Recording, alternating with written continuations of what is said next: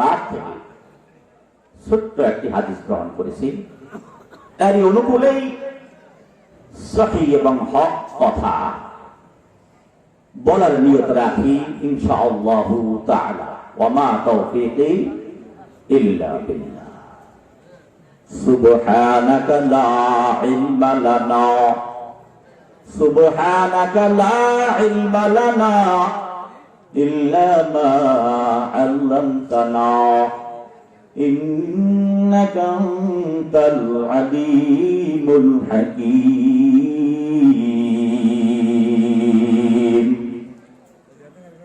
আমার রব, আমার মালিক, আমার খালিক তৌফিক যদি দেন কথা বলা সম্ভব, তৌফিক যদি না দেন দুনিয়ার কোন বক্তার একটি কথা বলার ক্ষমতা নাই। জোরে বলেন ঠিক কিনা? সর্বপ্রথম মাবুদের দরবারে দোয়া করি, আল্লাহ আমি আধাম খুরশেদ আলমকে তোমার আশেকা বান্দার বান্দীদের মাঝে তোমার পাক কালাম এবং তোমার হাদিসের সহিহ কথাগুলি বলার তৌফিক দাও। আর সকলকে হিদায়াতের নিয়তে দিলের কান খুলে মনোযোগী হয়ে বসে শোনার তৌফিক দাও। জোরে জোরে বলি আল্লাহুম্মা আমিন। মুহতারাম হাজিরিন, it is religion council of the holy Quran. কিন্তু দুঃখের বিষয়, আমাদের মুসলমানদের মধ্যে এমন বিভেদ সৃষ্টি হয়ে গেছে, এমন বিরক্তি সৃষ্টি হয়ে গেছে যে সে বিভক্তির কারণে আমরা বিভক্ত হতে হতে হতে হতে যার সুযোগে নাস্তিক বেঈমানেরা আমাদের শুধু মারতেছে। কথা বলেন ঠিক না বেঠিক? ভাইয়ের আমার, আমি ছোটখাটো একজন শিক্ষক মানুষ, মাদ্রাসায় দর্শ দেই। তো আমি আপনাদের কাছ থেকে আশা করব যে আমার কথাগুলির একটু ইয়েস নো আপনাদের বলতে হবে, হ্যাঁ না বলতে হবে। কারণ ক্লাসের ছাত্ররা যদি শিক্ষকের কথায় কোনো উত্তর না দেয় তাহলে শিক্ষক পড়ায় কোনো মজা পায় না, আর ছাত্ররাও কিছু হাসিল করতে পারে না। তো এখানে যখন যিনি কথা বলবেন তিনি মুআল্লিমের ভূমিকায় থাকবেন, মুদাররিসের ভূমিকায় থাকবেন, আর যারা শুনবেন তারা ছাত্রের ভূমিকায় থাকবেন, তালিবের ভূমিকায় থাকবেন। এই জন্য কথাবার্তার গুলির একটু ইয়েস নো হ্যাঁ না উত্তর দেবেন আশা করি। তবে তার আগে পরিবেশটা সুন্দর করা দরকার। আপনারা যারা এই যে গেটে দাঁড়িয়ে কথা বলতেছেন, প্লিজ, এটা কোরআনের মাহফিল। কোরআনের মাহফিলে আল্লাহর কালাম তেলাওয়াত হলে সেটা শোনার ব্যাপারে আল্লাহরই হুকুম রয়েছে, কিভাবে শুনতে হবে। وَإِذَا قُرِئَ الْقُرْآنُ فَاسْتَمِعُوا لَهُ وَأَنصِتُوا لَعَلَّكُمْ تُرْحَمُونَ। আমার আল্লাহ বলেন, তোমাদের কাছে কোরআনুল কারীম যখন তেলাওয়াত করা হয় ফাস্তামিউ লাহু, আরবিতে হরফ যত জিয়াদতি অর্থ তত তাকিদান হয়। মনোযোগ দিয়ে শোনো এই কথা না, অত্যন্ত মনোযোগ দিয়ে শোনো। Listen attentively. ওয়ানসিতু, চুপ করে থাকা। দুইটা কর্তব্য আল্লাহর কালামের তেলাওয়াত হতে থাকলে। তাই কয়টি কর্তব্য? আমার সাথে একটু হাত তুলে বলেন কয়টি কর্তব্য? একটু ইয়েস বলতে হবে ভাই, একটু কষ্ট দেবো আপনাদেরকে, তা না হলে আলোচনা আমি করতে পারবো না, আমার অভ্যাস নাই। একটু ইয়েস আপনাদের আমার সাথে একটু জবাব দিতে হবে। দুইটি কর্তব্য। এক নাম্বার, মনোযোগ দিয়ে শুনতে হবে, অত্যন্ত মনোযোগ। দুই নাম্বার, চুপ করে থাকতে হবে। তার মানে চুপ করে থাকার অর্থ হলো এই কালামের দিকেই আপনার মনোনিবেশ থাকবে, অন্যদিকে কোনো তাকিমাকি নাই, লুকিং ফুকিং নাই, কথাবার্তা নাই, চিনাবাদাম টোকাটুকি নাই, চা পান খাওয়া নাই। দুইটা কর্তব্য যদি রক্ষা হয়, আমার আল্লাহ ওয়াদা করলেন নগদ পুরস্কার দিয়ে দিবেন। সেই পুরস্কারটা কি? লাআল্লাকুম তুরহামুন। আর লা আল্লাহ কায়েল যদি আল্লাহ হন, অর্থ হন তাকিদান। আর লা আল্লাহ কায়েল যদি দুনিয়ার কোন মানুষ হয়, অর্থ হয় সম্ভাবনা। যেহেতু আল্লাহই বলতেছেন, অর্থ হবে তাকিদান।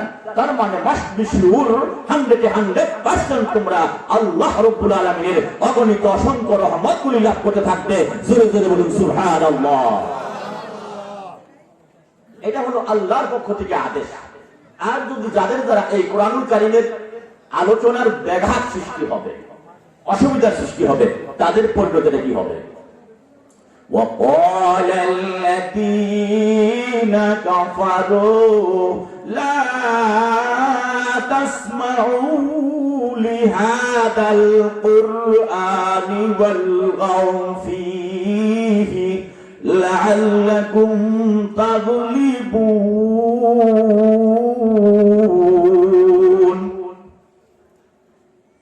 আমার আল্লাহ বলেন, কাফেরের দল ডেকে ডেকে বলে, কোরআনুল কারীমের আলোচনা যেখানে হয়, তোমাদের 1 নম্বর ডিউটি হলো, 1 নম্বর কর্তব্য হলো লা তাসমাউ, শুনবে না।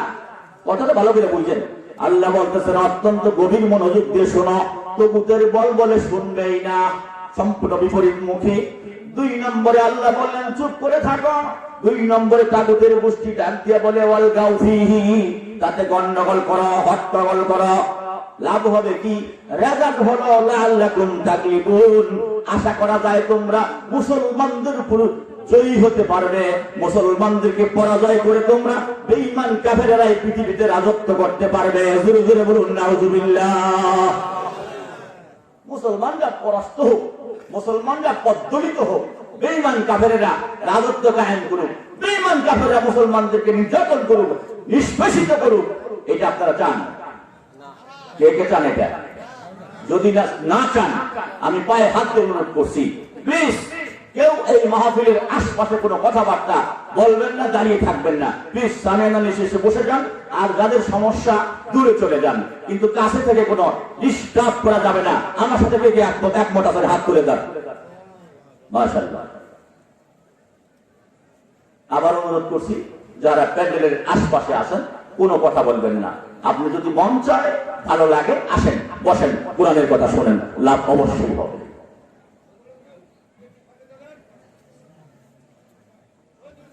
প্রাসঙ্গিক কোনো কথা না বাড়িয়ে আমি পবিত্র কোরআনুল কারীমের সূরাতুল আসর মাত্র 3টি আয়াত, এই 3টি আয়াতের মধ্যে আল্লাহ রাব্বুল আলামিন মানব জাতির লাভ এবং লোকসানের বর্ণনা দিয়েছেন। আপনাদের এই দক্ষিণ ধানগড়া থেকে কালীহাতি গিয়ে 10 লক্ষ টাকা করে পুঁজি নিয়ে 2 জন যুবক ব্যবসা শুরু করবে। 5 বছর পরে একজনে 20 লক্ষ টাকা নিয়ে বাড়িতে আসছে, আরেকজন 10 লক্ষ টাকা খোয়া দিয়া আর 10 লক্ষ টাকা ঋণ নিয়ে বাড়িতে আসছে। 2 জনই লাভবান? কথা বলেন। 2 জনই ক্ষতিগ্রস্ত, একজন লাভবান, আরেকজন ক্ষতিগ্রস্ত।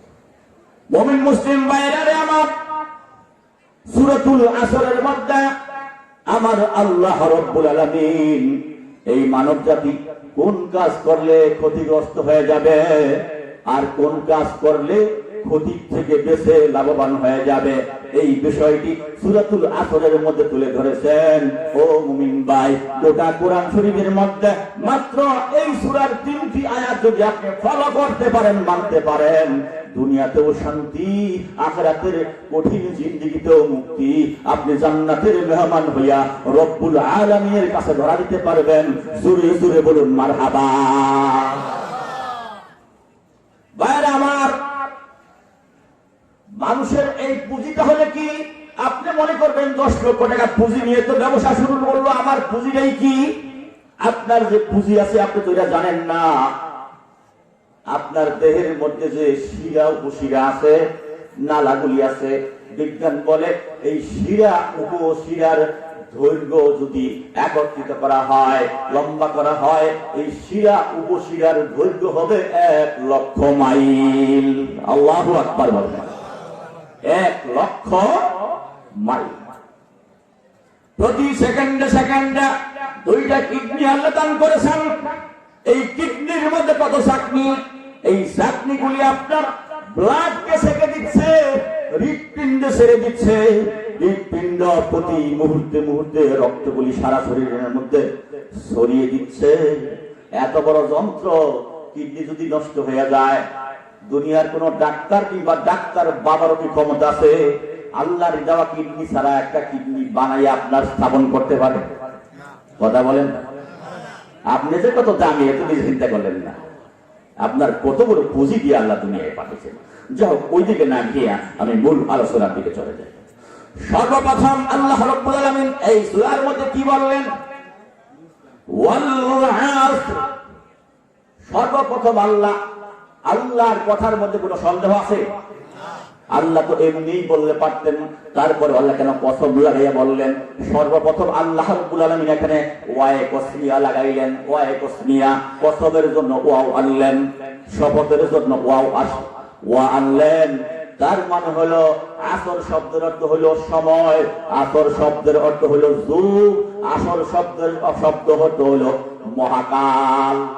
সর্বপ্রথম আল্লাহ যুগের কসম কাটলেন, সময়ের কসম কাটলেন, মহাকালের কসম কাটলেন। কারণ নেই নাকি এই মহাকালের সাথে কসমের কি সম্পর্ক? ভাইরারে আমার, এখন বাজে আপনার 8:45। বাংলাদেশের বিভিন্ন ডিপার্টমেন্টের পুলিশ, র্যাব, বিডিআর বলুন, নৌবাহিনী বলুন, বিমান বাহিনী বলুন, এই মাহফিলের চতুর্দিক দিয়ে তারা 1000 দাঁড়াইয়া যদি বন্দুকের মধ্যে টোটা রেডি করিয়া, গুলি রেডি করিয়া সময়কে বলে সময় রে এখন 8:45 বাজি, সাবধান, যদি 46 হস করে গুলি করিয়া শেষ, সময় তো মানবেই, তাই না? সময় মানবে না, ভয় পাবে না সময়? সময় এমন শক্তিশালী একটা বিষয়, চলছে তো চলছই। সে রাজাকেও মানে না, মন্ত্রীকেও মানে না, পুলিশকেও মানে না, র্যাবকেও মানে না, সময় তার গতিতে চলছেই। করে বলেন ঠিক কিনা? এই চলমান বিষয়ের কসম করে আল্লাহ বলেন, ও আদম আমার গোলাম, তুমি কোন অবস্থায় আছো? সময় যে তোমার জীবন থেকে চলেই যাচ্ছে, প্রতিটা মুহূর্তে তোমার সময় যে খোয়া যাচ্ছে, এই সময় তো আর খুঁজে পাইবা না। এই জন্য আমার রব্বুল আলামিন সময়ের কসম করে বললেন, সময়ের কসম খাইলেন। এরপরেও আমার আল্লাহ ইন্না তাকিদাত শব্দ লাগাইছেন, ইন্না হরফে মুশাব্বাহাতিল ফিল লাগাইছেন। ইন্নাল ইনসানা, ইন্না লাগাইলেন কেন? প্রথমেই তো ওয়াই কসমিয়া লাগাইছেন, দ্বিতীয়বার আবার আল্লাহ ইন্না তাকিদাত শব্দ লাগাইছেন। তার মানে অর্থকে জোরদার করার জন্য, অর্থকে শক্তিশালী করার জন্য। ও মুমিন ভাই, ইন্না তো লাগাইছেনই, এরপরেও আবার লামে তাকিদ লাগাইছেন। ফি খুশি বললেও চলতো, আমার রব্বুল আলামিন এখানে ফি খুশি না বইলা লাফি খুশি বললেন, আবারও তাকিদ লাগাইছেন। এতগুলা কসম, এতগুলা তাকিদ লাগাইয়া আমার আল্লাহ বলেন লাফি খুসর। তার মানে তামাম দুনিয়ার আমভাবে, ব্যাপকভাবে তামাম দুনিয়ার সমস্ত মানুষগুলোই ক্ষতিগ্রস্তের মধ্যে। বলুন নাউজুবিল্লাহ। তামাম দুনিয়ার সমস্ত মানুষগুলো লাভবান না ক্ষতিগ্রস্ত? বলেন লাভবান না ক্ষতিগ্রস্ত? ক্ষতিগ্রস্ত। আল্লাহ বলতেছেন, অর্থ তো করলাম, তারপরে যদি আপনারা অ্যান্সার করেন না। এই কথাটা কি মৌলবাদীরা বললো? এই কথাটা মৌলবাদীদের কথা, বলেন না কেন? কথাটা কার? আওয়াজ দিয়ে বলেন, কথাটা কার? আল্লাহর সাথে আপনাদের কোনো দুশ্মনী আছে? আল্লাহর নাম বলে কোনো লস আছে? আওয়াজ দিয়ে বলবেন, সমস্যা করবে। কথাটা কার? এইবার আসেন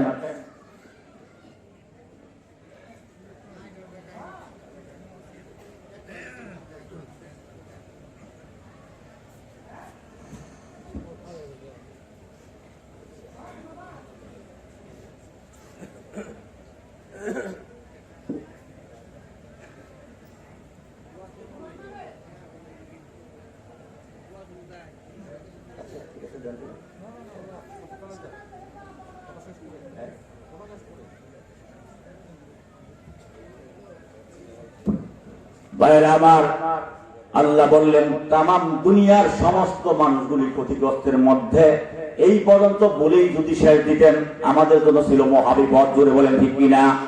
কিন্তু আল্লাহ তাআলা আমাদের জন্য অবকাশ রাখলেন, কিছু মানুষকে অ্যাকসেপ্ট করলেন, খাস করলেন, বাছাই করলেন, আলাদা করলেন। ওই সমস্ত মানুষগুলা যাদের মধ্যে কয়েকটা গুণ থাকবে, যাদের মধ্যে কয়েকটা আমল থাকবে, ওই মানুষগুলা ক্ষতিগ্রস্তের বাহিরে, তার মানে ক্ষতির বিপরীত হলো লাভ। ক্ষতির বিপরীত লাভ, ক্ষতিগ্রস্তের বিপরীত হলো লাভবান। আমার আল্লাহ বলেন ওই গুণগুলি যাদের থাকবে ওই মানুষগুলি ক্ষতিগ্রস্তের অন্তর্ভুক্ত নয়, ওই মানুষগুলি হলো লাভবান। জোরে জোরে বলুন মারহাবা।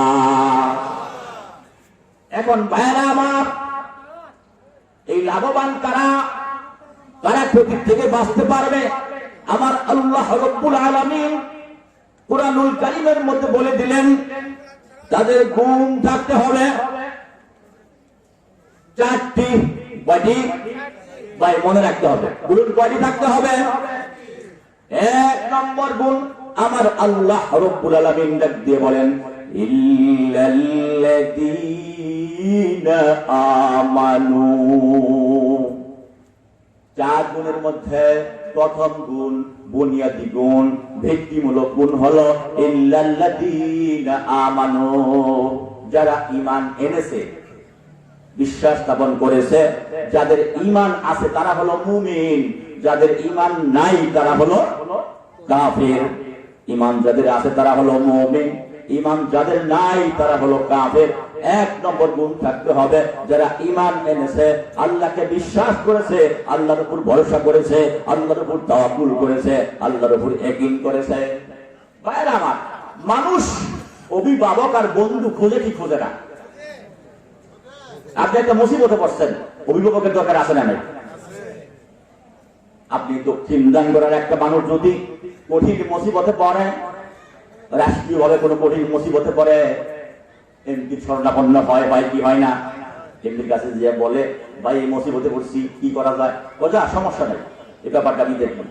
এই কথা বললে মনের মধ্যে একটু সাহস আসে কি আসেন না?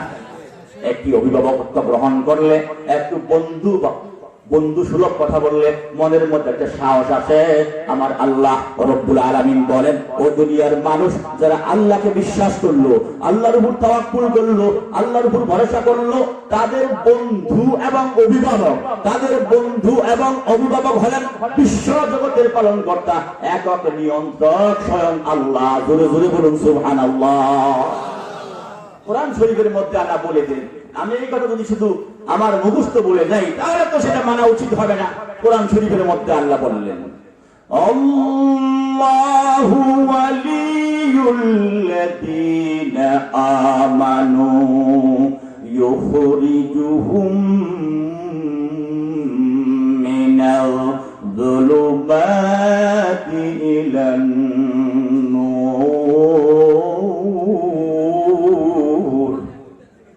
আমার আল্লাহ বলেন আল্লাহু ওয়ালিয়ুল্লাযীনা আমানু, আল্লাহ হলেন মুমিনদের অভিভাবক, আল্লাহ হলেন মুমিনদের বন্ধু।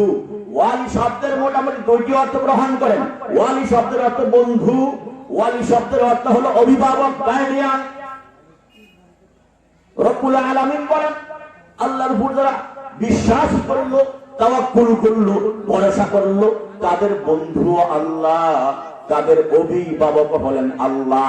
আর সাথে সাথে আল্লাহর দায়িত্ব হলো, আল্লাহর কর্তব্য হলো ইউখরিজুহুম মিনাজ যুলুমাতি ইলান নূর। ইউখরিজুহুম মিনাজ যুলুমাতি ইলান নূর, আল্লাহ এই মুমিন বান্দাকে যুলমাত থেকে বের করে নূরের দিকে নিয়ে যান, অন্ধকার থেকে বের করে আলোর দিকে নিয়ে যান, জাহান্নামের রাস্তা থেকে বের করে জান্নাতের রাস্তা থেকে নিয়ে যান, তগুতের রাস্তা থেকে বের করে আল্লাহর রাস্তা থেকে নিয়ে যাওয়ার দায়িত্ব পালন করেন আর কেউ নয়, স্বয়ং আল্লাহ। জোরে জোরে বলুন সুবহানাল্লাহ। ভাইরা, মানুষ শয়তানের খপ্পরে পড়ে গুনাহের দিকে পা বাড়াইতে পারে কি পারে না? আর শয়তান কয় প্রকার? শয়তান হলো দুই প্রকার। এক প্রকার শয়তান আছে যাদেরকে আমরা চোখে দেখি না, সেটা হলো জিন শয়তান। আরেক প্রকার শয়তানকে আমরা দেখি, চিনি না, সেটা হলো কি শয়তান? মানুষ শয়তান। আমি বানিয়ে বলতেছি, আল্লাহ রাব্বুল আলামিন কোরআন শরীফের মধ্যে বলছেন মিনাল জিন্নাতি ওয়ান নাস, জিন শয়তান এবং মানুষ শয়তানের কাছ থেকে আশ্রয় প্রার্থনা করতেছি। শয়তান হলো দুই প্রকার, এক প্রকার জিন শয়তান, আরেক প্রকার হলো মানুষ শয়তান। জিন শয়তান অথবা মানুষ শয়তানের খপ্পরে পড়ে আল্লাহর কোন গোলাম যদি অন্যায়ের দিকে পা বাড়াইতে থাকে, রব্বুল আলামিন ওই ব্যক্তি মুমিন হওয়ার কারণে কুদরতি ভাবে আল্লাহর নসরত বাড়াইয়া দিয়া, আল্লাহর সাহায্য বাড়িয়ে দিয়ে ওই মুমিনকে গুনাহের কাছ থেকে ফিরাইয়া নেকের কাছের দিকে নিয়ে যান, তগুতের রাস্তা থেকে ফিরাইয়া আল্লাহর রাস্তা থেকে নিয়ে যান, জাহান্নামের রাস্তা থেকে ফিরাইয়া জান্নাতের রাস্তার দিকে নিয়ে যাওয়ার দায়িত্ব পালন করেন স্বয়ং আল্লাহ। ইখরিজুহুম মিনাজ যুলুমাতি ইলান নূর, ইখরিজুহুম দেওয়াজুলাকের গায়ে লিখছে ওয়াহিদ, যেহেতু আল্লাহ কয়জন এইটাও আপনারা বলতে পারেন না, আগেই বলছি ইয়েস তো বলতে পারে আল্লাহ কয়জন, একজন। দ্বিতীয় আরো কি আছে কেউ নাই, এই জন্য এখানে সিগাটা ওয়াহিদ হয়েছে, ওয়াহিদ পূজাকার গায়ে গেছে। আমার কিন্তু কোন কথার কারণে, কোন আমলের কারণে একজন মানুষ নামাজ পড়ে না, কয়দাই পড়া তো দরকারি, কিন্তু পারতেছি না, কমজোরি, গুনাহ হবে, কিন্তু লোকটা কাদের হবে না। আর যদি বলে নামাজ পড়লেই কি হবে, লোকটার সাথে সাথে কি হয়ে গেছে, আওয়াজ দিয়ে বলেন কি হয়ে গেছে, কাফের হয়ে গেছে। কাফের যখন হয়ে যায়, আমার রব্বুল আলামিন বলে তোর অভিভাবকত্ব থেকে আমি হাত সরাইয়া নিলাম, তোর নষ্ট থেকে আমি সরে গেলাম, তোর বন্ধুত্বকে আমি সরে গেলাম। আর ওই সরে যাওয়ার জায়গায় বসলো হইয়া শয়তান। দলিল আল্লাহর কোরআন, রব্বুল আলামিন ডাক দিয়ে বলেন ওয়াল্লাযীনা কাফারু আউলিয়াউহুমুত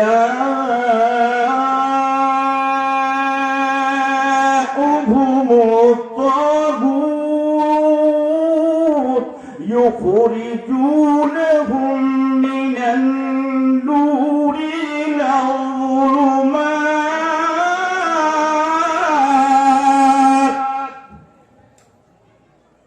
রব্বুল আলামিন বলেন ওয়াল্লাযীনা কাফারু, যারা কাফের হয়ে গেল, আউলিয়াউহুমুত তাগুত, ওলি শব্দের এক বচন হলো আউলিয়া। আল্লাহ যেহেতু একজন, শব্দটা ছিল ওয়ালি। আর যেহেতু শয়তান হলো অনেকজন, শয়তান কয়জন, অনেকজন, শয়তান কিন্তু একজন না, শয়তান হলো বহুজন। এই জন্য ওলির জায়গায় হচ্ছে আউলিয়া। আল্লাহ বলছেন ইউখরিজুহুম, আর এখানে তগুতের ব্যাপারে ইউখরিজুনাহুম জনমুজাক্কার গায়ে বসে গিয়া, যেহেতু তারা বহু বচন, লোক সংখ্যায় অনেক, এই জন্য ওয়াহিদ হয় জমা হয়েছে। ইউখরিজুনাহুম মিনান নূরি ইলা যুলুমাত, সবাই তারা মিলেছিল ওই লোকটাকে নূরের থেকে বের করে যুলমাতের দিকে নিয়ে যান, আল্লাহর রাস্তা থেকে বের করে তগুতের রাস্তার দিকে নিয়ে যায়, জান্নাতের রাস্তা থেকে বের করে জাহান্নামের রাস্তার দিকে নিয়ে যাওয়ার দায়িত্ব পালন করে শয়তান। এজন্য ভাই, কোন কথায় কোন কাজে যেন আমাদের দ্বারা কুফরি কালাম না হয়। কুফরি কালাম বলে লোকটা কাফের হয়ে যাবে, সাথে সাথে শয়তান তার অভিভাবক হয়ে বসবে। আর শয়তান যখন অভিভাবক হয়ে বসবে, ন্যায়ের কাজ করা, জান্নাতের কাজ করা, আল্লাহর হুকুম পালন করা তার জন্য বিশাল বার্ডেন কঠিন হয়ে যাবে। এই জন্য সাবধান, আমাদের কোন কথায় কাজে আমলে যেন কুফরি কালাম না হয়, আমরা সাবধান থাকবো ইনশাআল্লাহ। মুমিন ভাইরা আমার, এখন ঈমানের সাথে শিরক নিশ্চিত থাকলে, ঈমানের সাথে শিরক নিশ্চিত থাকলে ওই ঈমান আল্লাহর দরবারে গ্রহণযোগ্য হবে না। আপনার যত আমলই করেন, সর্বপ্রথম বুনিয়াদি গুণ থাকতে হবে ঈমান। আর সেই ঈমানের যদি ঈমানের সাথে শিরক নিশ্চিত থাকে, ওই আমল আল্লাহর দরবারে আপনার কোনো কাজে লাগবে না। যেহেতু ঈমানের সাথে শিরক আছে, ঈমান থাকতে হবে শিরক মুক্ত, আর আমল থাকতে হবে বিদআত মুক্ত।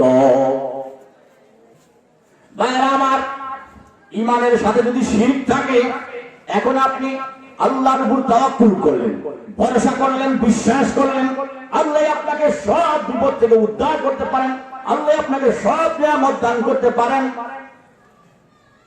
আল্লাহ রাব্বুল আলামিন পারেন কি পারেন না? ইউসুফ আলাইহিস সালামকে 10 ভাই মিলে কুয়ায় ফেলেছে। সেখান থেকে আমার আল্লাহ উদ্ধার করছিলেন। দুনিয়ার কেউ ছিল না, বাবা মা ভাই বোন পুলিশ র্যাব নৌবাহিনী বিমান বাহিনী কেউ ছিল না। আল্লাহ কুদরতিভাবে আল্লাহর নষ্ট বানিয়ে দিয়ে সেখান থেকে উদ্ধার করছিলেন, আল্লাহর গোলামদেরকে পাঠিয়ে দিয়ে। কথা বলেন ঠিক কিনা? এই ক্ষমতা আল্লাহর আছে না? ইব্রাহিম আলাইহিস সালামকে শত্রু বাহিনী আগুনের মধ্যে নিক্ষেপ করেছিল, পোড়াইতে পারছিল? পারেন নাই। রক্ষা করছেন কে? আল্লাহ। এই ক্ষমতা আল্লাহর আছে, এই বিশ্বাস করতে হবে। কিন্তু ভাইয়েরা আমার, মুসিবতে পড়ে, বিপদে পড়ে কিছু কিছু মুসলিম আছে, তারা বাবার দরবারে যায়, খাজার দরবারে যায়, মাজারে যায়, যে সিজদাও করে, সন্তান চায়, শান্তি চায়, অসুখ ভালো চায়। এরকম মুসলমান আছে না নাই? ভাইয়েরা আমার, আল্লাহর পয়গম্বর হযরত ইউনূস আলাইহিস সালাম সাগরের মধ্যে জাপ দেওয়ার কারণে আল্লাহ রাব্বুল আলামিন আল্লাহর গোলাম পয়গম্বরকে রক্ষা করার জন্য মাছকে নির্দেশ দিলেন গিলে ফেলার জন্য। এরপরে মাছের কাছে যাইয়া আল্লাহর পয়গম্বর একজনকে ডাক দিলেন। তিনি কে? আওয়াজ দিয়ে বলেন, তিনি কে? আপনাদের সমস্ত শক্তিটা মুখের কাছে এনে একটু চিল্লিয়ে বলেন তো, তিনি কে? এইভাবে আপনাদের মোটামুটি এ প্লাস পাওয়ার মতো হয় নাই, এটা কোন রকম এ মাইনাস হয়েছে। আরো আওয়াজ দিতে হবে, একটু আওয়াজ দিয়ে বলেন তো, তিনি কে? মাশাআল্লাহ। আমার কথা বলি দিল দিয়ে বোঝান। মাছের পেটে যাইয়া হযরত ইউনূস আলাইহিস সালাম খাজা বাবাকেও ডাকে নাই, গাজা বাবাকেও ডাকে নাই, ল্যাংটা বাবাকেও ডাকে নাই, পৈতে বাবাকেও ডাকে নাই, কোন মাজার কেউ ডাকে নাই, কোন বাজার কেউ ডাকে নাই, কোন দরগা কেউ ডাকে নাই, কোন দুর্গা কেউ ডাকে নাই। এককভাবে খালেস নিয়তে সহি বিশ্বাস করে সহিকে ডাক দিয়েছিলেন। কাকে? আওয়াজ দিয়ে বলেন, কাকে? কত সুন্দর সেই ডাক! তিনি বলেছিলেন, লা ইলাহা ইল্লা আনতা সুবহানাকা ইন্নী কুনতু মিনাল যালিমিন। আল্লাহু আকবার বলেন। তিনি কি বললেন? লা ইলাহা, কোন ইলাহা নাই, ইল্লা আনতা, তুমি ছাড়া। তুমি কে? আল্লাহ। সুবহানাকা, সুবহান ফুলানের ওজনে অর্থ হলো অতি পবিত্র, খুবই পবিত্র, যার উপরে আর পবিত্র নাই। তুমি অতি পবিত্র, তোমার কোনো দোষ নাই, তুমি নির্দোষ, তুমি নিষ্কলঙ্ক। অপরদিকে নিজেকে দোষী সাব্যস্ত করে বললেন ইন্নী, অবশ্যই তাকিদ শব্দ লাগাইয়া বললেন ইন্নী কুনতু মিনাল যালিমিন, অবশ্যই আমি হয়ে গেছি জালেমদের অন্তর্ভুক্ত, আমি জালেমদের অন্তর্ভুক্ত হয়ে গেছি। এত সুন্দর ডাকের কারণে আমার আল্লাহ বললেন, মাছের পেটে যাও যখন আমার বান্দা আমাকে ভুলে নাই, আমার উপর বিশ্বাস রাখে, ইয়াকিন রাখে, ভরসা রাখে, সুতরাং আমি আমার বান্দাকে শুনিয়ে দিলাম। ফাস্তাজাবনা লাহু ওয়া নাযাইনাহু মিনাল গাম্মি ওয়া কাযালিকা নুনজিল মুমিনিন। আল্লাহু আকবার বলেন। তেলাওয়াতের পরে আল্লাহু আকবার বলেন, লস নাই, লাভ আছে। আল্লাহ মহান, এই কথা আমি ঘোষণা করলাম, লস হবে? লাভ হবে। বলবেন আমার আল্লাহ বলেন, ফাস্তাজাবনা লাহু, আমি আমার গোলামের ডাকে সাড়া দিয়ে দিলাম। শুধু তাই না, ওয়া নাযাইনাহু মিনাল গাম্মি, এই কঠিন দুবন্ত থেকে তাকে উদ্ধার করলাম। তাকেই শুধু উদ্ধার করলাম, এই কথা বলে আল্লাহ শেষ দেন নাই, আমাদের জন্য সুযোগ রাখছেন না নাই?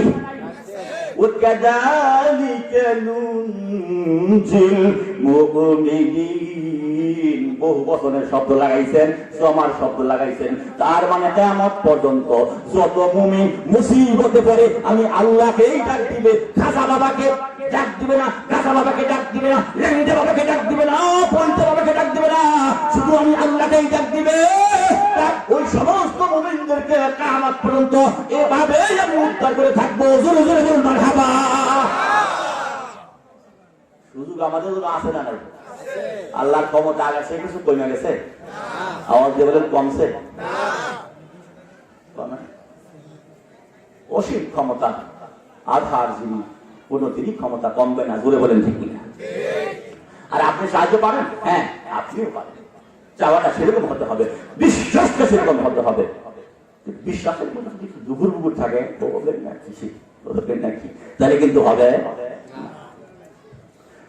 আমার এবার আসেন মাছের পেটে, মাছ দিয়ে ফেললো, মাছটা আবার ডুব দিল, এরপরে আবার অমাবাসের অন্ধকারে গেল।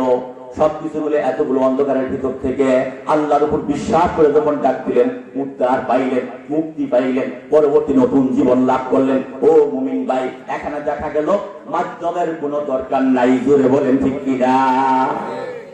না, ইউনূস আলাইহিস সালাম কোন খাজা বাবার মাধ্যমে ডাক দিয়েছিলেন? কোন গাজা বাবার মাধ্যমে ডাক দিয়েছিলেন? কোন ল্যাংটা বাবার মাধ্যমে ডাক দিয়েছিলেন? ল্যাংটা কিছু মানুষ যে একবারে ফরজ করে তুলে ঘুরতেছে, আমাদের দেশে কিছু মানুষ হুজুর মনে কিছু করে না, মাল আছে। আসলে মাল যেটা সব দেখাই দিচ্ছে, তারপরে কয় মাল আছে। কথা বলে ঠিক যাবে? ঠিক, মাল যেটা আসলে একবার দেখাই দিচ্ছে, তারপরে আরো মাল আছে। ভাইরা আমার, কোরআন শরীফের দলিল বোঝার চেষ্টা করি ভাই।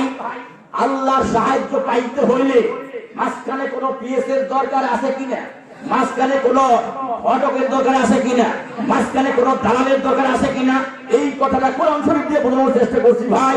আমার আল্লাহ ডাক দিয়ে বলেন, আল্লাহর হাবিব হযরত মুহাম্মদুর রাসূলুল্লাহ সাল্লাল্লাহু আলাইহি ওয়াসাল্লামকে লক্ষ্য করে বলেন, ওয়া ইযা সাআলাকা ইবাদি আন্নী ফাইন্নী করিব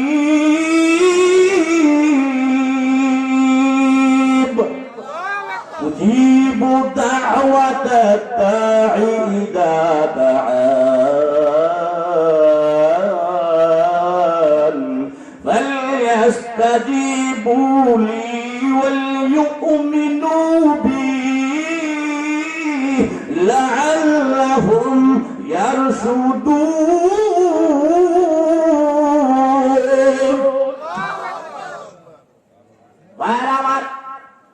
আমার আল্লাহ বলেন, ওয়াইদা সাআলাকা ইবাদি, কথাগুলো বোঝার চেষ্টা করবে। ওয়াইদা, যখন সাআলাকা আপনাকে প্রশ্ন করবে, কে বলতেছেন? আল্লাহ। কাকে বলতেছেন? নবী মুহাম্মদুর রাসূলুল্লাহ সাল্লাল্লাহু আলাইহি ওয়াসাল্লামকে। আপনাকে যখন প্রশ্ন করবে আন্নি, আমার সম্পর্কে, কার সম্পর্কে? আল্লাহ সম্পর্কে। আল্লাহ সম্পর্কে ভাইয়েরা আমার, আমাদের এখানে বলে মাঝখানে একটা আরো লব্ধ হইলে ভালো হইতো, ভুল আপনি বলে দিন। কথা বলেন ঠিক কিনা? কিন্তু আমার আল্লাহ মাঝখানে একটা কুল লব্ধ লওয়াকেও ভালো মনে করেন নাই, পছন্দ করেন নাই। তার মানে হলো আমার সম্পর্কে জিজ্ঞেস করবে আমার বান্দা, মাঝখানে কিছুই লাগবে না, মাঝখানে কিছুই লাগবে না, মাঝখানে কোনো দালাল লাগবে না, মাঝখানে কোনো বাটপাট লাগবে না। বান্দা যখনই আমাকে ডাকবে, তখনই আমাকে পাইবে। তুলে তুলে বলুন মারহাবা। আল্লাহকে পাইতে গেলে বিএস লাগে। কিন্তু আমাদের দেশে কিছু মানুষ আছে বলে কয়, যেমন মন্ত্রীর সাথে কথা বলতে বিয়ে ছাড়া হয় না, কয়েকটা মাধ্যম হইয়া যাইতে হয়। সাধারণ মন্ত্রী যদি এইভাবে পিএস হইয়া যাইতে হয়, আল্লাহ তো তার চেয়ে অনেক বড়। কাজে আল্লাহকে পাইতে হইলেও, আল্লাহর সাথে কথা বলতে হইলেও, আল্লাহর কাছে সাহায্য চাইতে হইলেও পিএস লাগে। বলে কি বলে না? ওই কথাটা সম্পূর্ণ মিথ্যা। দলিল হইল আল্লাহর কোরআন। জোরে বলেন ঠিক কিনা? তার মানে ভাইয়ারে, আপনি মুসিবতে পড়ছেন, আপনি বিপদে পড়ছেন, কোনো মাধ্যম নাই, কেউ নাই, কেউ নাই। 2 রাকাত নামাজ পড়ে আপনি চোখের পানি ছেড়ে রব্বুল আলামিনের কাছে সাহায্য চাইবেন। আমার আল্লাহ সাহায্য দেওয়ার জন্য সব সময়ের জন্য আপনার জন্য প্রস্তুত। জোরে জোরে বলুন মারহাবা। ভাইয়ারা আমার, আল্লাহ বলতেছেন ফাইন্নী করিব, আমি নিকটেই আছি। এইবার আসেন এই আয়াতের তাফসীর। আরেকটা আয়াত বলতে হয় কতটুকু নিয়ম আছে, কয় মাইল দূরে আছেন তিনি, কয়শো কিলোমিটার দূরে আছেন। আমার আল্লাহ ডাক দিয়ে বলেন, ওয়ানাহনু আকরাবু ইলাইহি মিন হাবলিল ওয়ারিদ।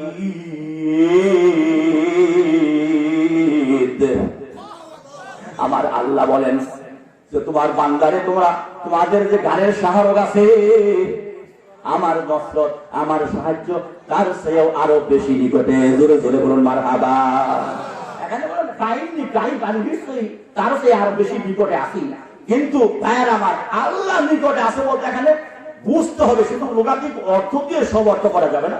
আল্লাহ নিকটে আসে মানে আল্লাহর সাহায্য নিকটে আসে, জোরে বলেন ঠিক কিনা? আল্লাহ তো মহান আরশে আজিমের মধ্যে আছেন, কিন্তু আল্লাহর রহমত আপনার আল্লাহর সাহায্য তার মানে হলো আপনার একটা সন্তান অসুস্থ হয়েছে, চিকিৎসার জন্য ঢাকা নিতে হয়, কয়েক ঘন্টা দরকার আছে না নাই? কিন্তু আপনার একটা আপনি এমন একটা মুসিবতে পড়ছেন, দুনিয়ার সব কারোর কাছে সেটা সব না করে ডাইরেক্ট আল্লাহকে যখন ডাক মারছেন, কয়েক ঘন্টার প্রয়োজন নাই, কয়েক মিনিটের প্রয়োজন নাই, কয়েক সেকেন্ডের প্রয়োজন নাই, যখন চাইছেন তখন আল্লাহ আপনার সমস্যার সমাধান করার ক্ষমতা রাখেন কি রাখেন না? এইটাই হলো পাইনি পরে। ভাইরা আমার আল্লাহ বলেন فإني قريب أجيب دعوة الداعي إذا دعان। যখন সে ডাকে আমি তার ডাকে সাড়া দিয়ে দেই। ফালিয়াস্তাজিবু লি, আমার গায়ে বসিয়া ফালিয়াস্তাজিবু লি। সুতরাং বান্দারে খেয়াল রেখো, আমার পক্ষ থেকে যখন আহ্বান যায়, ডাক যায়, সেজন্য আমার ডাকে সাড়া দেয়। আমার উপরে এই যেন বিশ্বাস করে, আমার গায়ে বসে আমার উপরে এই যেন বিশ্বাস করে। এই দুই কাজ যদি করে, এক নাম্বার হলো আমার ডাকেই সাড়া দিবে, দুই নাম্বার আমার উপরে ইয়াকিন করবে, বিশ্বাস করবে, আর কারো উপর ভরসা রাখবে না। এই দুই কাজ করার বিনিময়ে তারা একটা জিনিস পেয়ে যাবে, একটা দৌলত পেয়ে যাবে, লাআল্লাহুম ইয়ারশুদুন। অবশ্যই তারা সৎ পথের সন্ধান, জান্নাতের পথের সন্ধান পেয়ে যাবে। জোরে জোরে বলুন মারহাবা। এইবার আসেন, ইমানের উপরে এত লম্বা কথা বললে বাকি আয়াতের অবশিষ্ট অংশ আমি বলে শেষ করতে পারবো না, যেহেতু আপনাদের প্রধান বক্তা আজকের আমি চিনি। ভাইজানের সাথে আমার প্রোগ্রাম হয়েছে ইতিপূর্বে, তো উনি এলেমের দরিয়া, আল্লাহু আকবার বলেন। তো ওনার সামনাসামনি বলা ঠিক হবে না, উনি যেন না শোনেন, আপনাদেরকে বলতেছি বহুত বড় হয়, অনেক দলিল ভিত্তিক কথা উপস্থাপন করতে পারে। আর সেই তুলনায় আমরা আসলে মানে কোনো রকম একটু ওই যে সাগরের মধ্যে একটু সুই ডুবাইয়া উঠাইলে যতটুকু ততটুকু, এতটুকুটা কিছু আলোচনা করবো, তারপরে আপনারা প্রাণ ধরে আপনার সাথে করতে পারবেন ইনশাআল্লাহ। বাইরে আমার এই ইমানের যে এত লাভ, মুমিনের জন্য যে আল্লাহ বন্ধু এবং গার্ডিয়ান, তো এই ইমানটা কেমনে হাসিল করা যায়, ইমানটা আমার মধ্যে আনা যায়, এই প্রসেসটা জানার দরকার আছে না? সে কার কাছে হাত তুলে দেখান তো দেখি।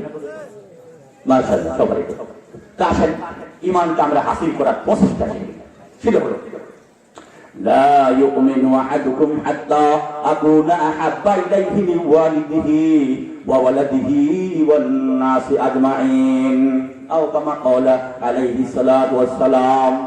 আল্লাহ রাসূল সাল্লাল্লাহু আলাইহি সাল্লাম বলেন, ও দুনিয়ার মানুষ, যতক্ষণ পর্যন্ত তোমাদের পিতামাতা, সন্তান সন্ততি, এমনকি দুনিয়ার সমস্ত মানুষের চেয়ে আমি রাসূল সাল্লাল্লাহু আলাইহি সাল্লাম বেশি প্রিয়তর না হই, বেশি মহব্বতের না হই, ততক্ষণ পর্যন্ত তোমাদের কেউ মুমিন হতে পারবে না। এই জন্য ভাইয়ারে আমার, এই হাদিসের ভাষ্য মতে আমার বাবার সে, মায়ের সে, বেবির সে, সন্তানের সে, ভাইয়ের সে, বন্ধুর সে, জমির সে, চাকরির সে, নিজের দলের সে, পরিশেষে নিজের জীবনের সেইতে আল্লাহ রাসূল সাল্লাল্লাহু আলাইহি সাল্লামের ভালোবাসা মহব্বত হবে কম না বেশি? আওয়াজ দিয়ে বলেন, কম না বেশি? এখন কি পরিমাণ ভালো আমরা বাসি ভাই, বাস্তবমুখী কথা। আপনাদের মনে কোনো আঘাত লাগলে আমার করার কিছু নাই, সেটা হলো বাস্তব জীবনে আমরা যতটুকু দেখতেছি ভাই যে আল্লাহ রাসূল সাল্লাল্লাহু আলাইহি সাল্লামের সুন্নতকে আমরা পরিত্যাগ করতে করতে, বিসর্জন দিতে দিতে ইহুদি খ্রিস্টানদের কৃষ্টি কালচারকে এমন ভাবে গ্রহণ করছি যে মনে হয় আমরা আল্লাহ রাসূলের ভালোবাসার 100% দূরের কথা, মনে হয় 5% আমাদের মধ্যে নাই। কথা বলেন ঠিক না বেঠিক? আমাদের লেনদেন, আমাদের ব্যবসা বাণিজ্য, আমাদের চলাফেরা, আমাদের বেচাকেনা, আমাদের কথাবার্তা, আমাদের বিবাহ অনুষ্ঠান দেখা যায় সুন্নতি পন্থায় না হয়ে সম্পূর্ণ ইহুদি খ্রিস্টানদের কৃষ্টি কালচারে চলছে। কথা বলেন ঠিক না বেঠিক? আমি কয়েক দিকে কয়টা বলবো ভাই, একটি একটু করে বলতে গেলে কয়টা বলবো নিজেরা বিবেক দিয়ে বুঝে নেবেন। আর আপনার চালচলন কথাবার্তা যদি কি হয় সম্পূর্ণ সুন্নাত বিরুদ্ধ হয়, ইহুদি খ্রিস্টানদের মতো হয়, আর আপনার যখন কবরে নামাইলে তখন কি অবস্থা হবে আমি একটা এক্সাম্পলের মাধ্যমে বুঝিয়ে দেওয়ার চেষ্টা করছি। ভাইরা আপনাদের কালীঘাটি অথবা আউলিয়া বাজার মনে করেন একটা এক্সাম্পল কিন্তু কোরআন হাদিস না, ওই কথাকে বুঝে বুঝুন। আউলিয়াবাদ বাজারে যদি একটা পকেট মার ধরা হয়, কিছু মারপিটটা তো পাবলিকের দিনে কথা বলেন ঠিক কিনা, ইজারাদার করবে কি সঙ্গে পকেট মার ধরা পড়ে তাড়াতাড়ি নিয়ে যাবে ঘরের মধ্যে আটকে রাখা, ফোন দিবে থানায়, স্যার আসেন এই পকেট মারকে নিয়ে যেতে হবে থানায়। তো থানা থেকে দারোগা সবার কয়েকজন পুলিশ টুলিশ নিয়ে আসা ওই পকেট মারকে কিছু মারপিটটা দিয়ে নিয়ে যেতেছে। হঠাৎ করে পকেট মার বলছে কি, স্যার আমার মারি মাকে বলছে আমি তো এমপি সাহেবের আপন বাতিজা, এমপি সাহেবের আপন ভাইয়ের ছেলে। তো পুলিশ দারোগা হঠাৎ করে হতভম্ব হয়ে যেতেই পারে যে বড় সাহস করে বলবো যখন এমপি সাহেবের ফোনটা দেখি, স্যার আপনার ভাতিজা তো এরকম করছে, আমরা তো বুঝি নাই, কিছু বাড়ি দিয়ে ফেলছি, এখন আমার পরে চা বিস্কুট খাওয়াইতেছি। তো এমপি সাহেব বলে যে কি বলতেছেন আমার তো কোনো ভাই নেই, ভাতিজা বাবু কোথায়? পরিচয় আসল হয়েছে না ভুয়া হয়েছে? কথা বলেন আসল না ভুয়া? এটা কিন্তু এক্সাম্পল, কথাটা বোঝার চেষ্টা করে। ভুয়া পরিচয় যখন পুলিশ জানতে পারবে তখন মাল আগে যাচ্ছিল, পরে তার সে স্যাঙ্গেল হবে না ডাবল হবে? আওয়াজ দিয়ে বলেন স্যাঙ্গেল হবে না ডাবল হবে? আমার আপনি সুন্নতকে বিসর্জন দিয়ে সুন্নতকে পদ্ধতিত করে আপনি ইহুদি খ্রিস্টানদের কৃষ্টি কালচারকে আদর্শকে গলার মালা বানিয়ে জীবনটা চালাইলেন। আর কবরে রাখার সময় যদি আপনাকে বলা হয় রাসূলুল্লাহ সাল্লাল্লাহু আলাইহি ওয়াসাল্লামের দলের মধ্যে আপনাকে রেখে দিলাম কবরের ঘর পেছাইলাম, এই কথা বলার পরে যদি বলবেন নাকি বলে আল্লাহ এটা রাসূলের দলের লোক বলে পরিচয় দিয়ে রেখে গেল, তাদের যদি রাসূলের দলের লোক না আসলে বাইরে লোক, আল্লাহ যদি বলে 10 বছর আগেই তো সে রাসূলের দল থেকে বহিষ্কৃত হয়েছে, তাহলে রাসূলের সুন্নতগুলো তার ভালো লাগে না। ইহুদি খ্রিস্টানদের কৃষ্টি কালচারগুলো আদর্শগুলোই তার ভালো লাগছে, আর রাসূলের নায়েবে রাসূল যারা ছিলেন ওলামায়ে কেরামদের সাথে তাদের ভালোবাসতে পারে নাই, তাদের শুধু কটাক্ষ করেই কথা বলছে, সুতরাং 10 বছর আগেই বহিষ্কৃত হয়েছে। এইবার পর্যন্ত আযানের ফেরেশতার মাইকটা সেন্ড করেন না ডাবল, আওয়াজ দিয়ে বলেন সেন্ড করলাম ডাবল। দুনিয়ায় আপনি বাহাদুরি করেন তো বলে যাই এলেন সেই চালাবো, কথা বলেন ঠিক যাবে। এই জন্য শুধু মুখে বললে চলবে না ভাই, বাস্তবের সাথে আল্লাহ রাসূল সাল্লাল্লাহু আলাইহি ওয়াসাল্লামের সুন্নাতকে মহব্বত করতে হবে। এক শ্রেণী আছে হুজুর সাল্লাল্লাহু আলাইহি ওয়াসাল্লামের সুন্নাতের উপরে কথা বললে একবারে সত্য কথা বলে একবারে কান্নাকাটি করে বিলাস, অথচ তাদের লিবাসের মধ্যে তাদের আমলের মধ্যে রাসূল কারীম সাল্লাল্লাহু আলাইহি ওয়াসাল্লামের সুন্নাতের গন্ধটাই শুধু কান্নাকাটি আছে। কথা বলে আছে না না? একদল আছে জিলাপির দল, শুধু জিলাপি খায় মহব্বত করে, আরেকদল কান্দে কয় ভালোবাসা, কাজ একটাও নেই। আপনার এই দক্ষিণ ডাঙ্গরা নামা জায়গায় একটা ব্যক্তি গৃহস্থ রূপা লাগাইছেন 10 একর, এখন জমি পানি এসে ডুবে যেতেছে, এখন ধান করার মানুষকে রাখলেন ভাই ধান কেটে দেন, ওরা সব বিপদ কামলা জামলা না পাইয়া কোনো কর্মচারী না পাইয়া ওরা কানতেই সে চুলারা খরচ করলাম, ধানগুলা ডুবে যেন কোনো কিছু পাইতেছি না, কিভাবে ধানগুলা ঘরে আনতে পারি। তো ধানগুলা বাসি আসতে সমবেদনা জ্ঞাপন করা দরকার, কিছু মানুষ একটা কান্নাকাটি শুরু করে। এখন ওই নাকবাড়ির কিছু মানুষ পার দিয়ে যায়, কি হচ্ছে ভাই ওই লোকের ধানগুলা ঘুরে যেতেছে কান্নাকাটি করতেছে, আমরা সমাজবাসী সমবেদনা জ্ঞাপনের জন্য একটু কান্নাকাটি করে দিয়েছি। তো নাকবাড়িবাসীরা পরের দিন করলো কি ওই লোক 200 নিয়ে আসা ধানগুলা কাইটে বাড়িতে উঠাইয়া ধানগুলা মারাই করিয়া ধানগুলা ঘরে উঠাই দিয়া বললো ভাই ধানগুলাবাসী তোমার মতো অনেক কান্নাকাটি করছে, আমরা কিছুই করতে পারলাম না, তোমার ধানগুলা বাঁচতে দেখলাম। প্রকৃত বন্ধু ধান গড়া নাকবাড়িরা, আমাকে বলেন ধান গড়া নাকবাড়িরা। একদল কিছু আছে রাসূলের প্রেমে সত্যসানা গাইয়া কান্দা বিলাস হয়ে যাইয়া রাসূলের আদর্শের কোনো খবর নাই, জোরে বলেন ঠিক কিনা। আরেকদল আছে চোখের পানি না থাকলেও রাসূলের আদর্শের জন্য জীবন দিতে প্রস্তুত, কথা বলেন ঠিক কিনা।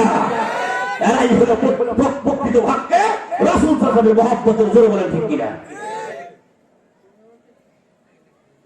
মুহতারাম হাজিরিন, আমি আপনাদের সামনে তেলাওয়াত করেছিলাম পবিত্র কোরআনের সূরাতুল আসর, আপনাদের মনে আছে তো?